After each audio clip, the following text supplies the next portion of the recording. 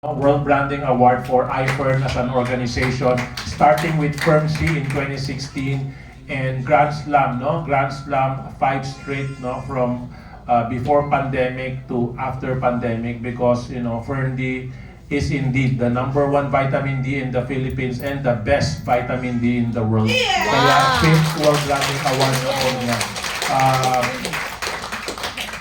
Thank you and congratulations to Madam Kim. Next week, before we fly to Dubai and London, she's going to launch the 6th flavor of Kim's Diary Million Glow. Okay? So, ito po ang marami nagsasabi, yayanig ng industriya. So, Yes. let's see what happens pagka na-launch na po yung 6th flavor ng Million Glow. And I think the mini ladies have something. Siyempre, meron ako din, sabi mo first the Yeah. first and #1. Siyempre, kami rin po, tayo rin po, ang iFern ang kauna-unahang lilipad papuntang Europe na naka-business class lahat. Ang may-ari, si Mr. Tumanita, naka-business class. Ultimo, si Carmi, naka-business class ka ba? Asan si Carmi? Nawawala. Oo. So lahat po nakasama namin sa sa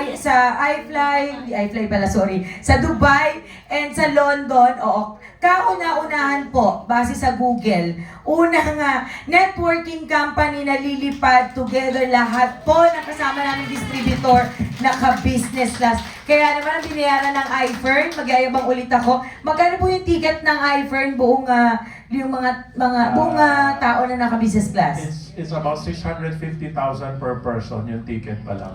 Wow. Visa processing is 60,000 kasi Magkano yung bayad mo yung total sa in total, about airfare? almost $1 million per person. Wow.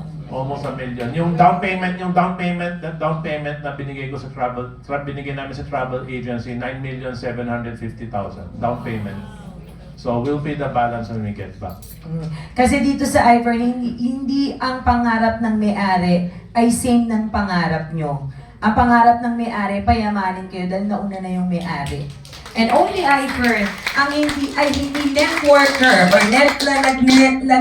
tama ba ako? Hindi networker ang may-ari. Kasi hindi kayo pareho ng pangarap. Ang pangarap mo, ibibigay ni iFern. Dahil hindi yan ang pangarap ng may-ari. Matagal niya nang ginawa. Kaya yung pangarap mo, ibibigay niya sa'yo. Hindi kayo maghahati. Kahit sa Kim's Diary, sinasabi ko yan, mamili kayo ng ibibenta nyo or i-resell nyo or i-distribute nyo. Yung may-ari ba ay pareho kayo ng pangarap? Kasi kung pareho kayo nangangarap na bumili ng bahay, hindi niya matutupad ang pangarap nyo.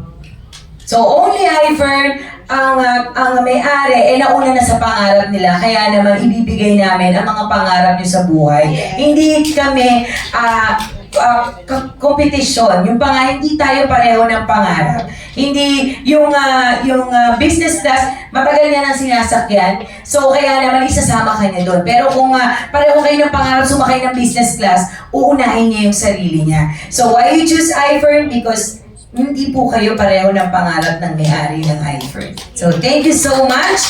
Ayan. Sana marami kayong natutunan. Kaya naman mayaman ang iFern mini ladies kaysa sa Mercedes-Benz.